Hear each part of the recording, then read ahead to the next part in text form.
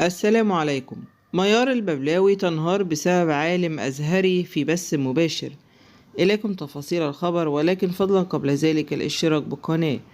علقت الفنانة المعتزلة ميار الببلاوي على تصريحات الأزهري محمد أبو بكر عنها بعد ظهورها في برنامج العرافة، وتأكيدها أنها عادت لزوجها الأول بعد 3 زيجات لها.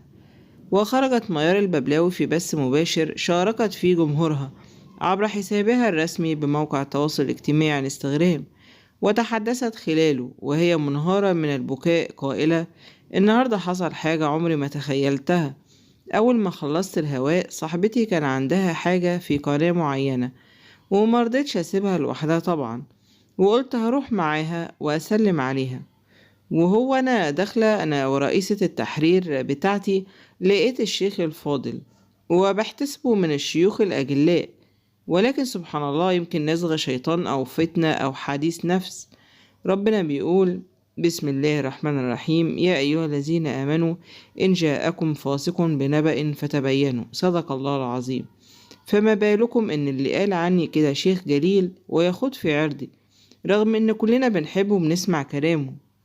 وأضافت الببلاوي: أول ما شيخنا الجليل شافني وأنا كنت بحبه جدا وبتابعه وأقول نفسي يكون معايا في حلقة، وسلمت عليه وقال لي انت جايالي علشان حطيتك على المرجيحة.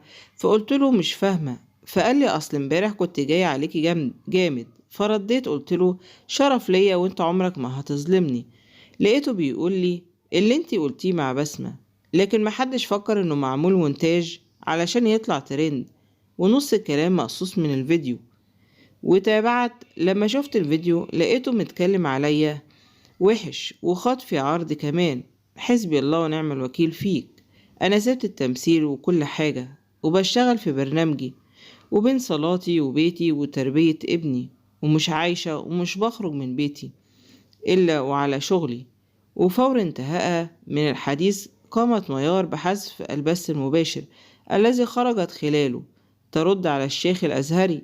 وكانت قبل خروجها إلى البث قد شوقت جمهورها بمنشور قالت فيه: أهم لايف في حياتي كله يجمع. بشكركم على حسن استماعكم.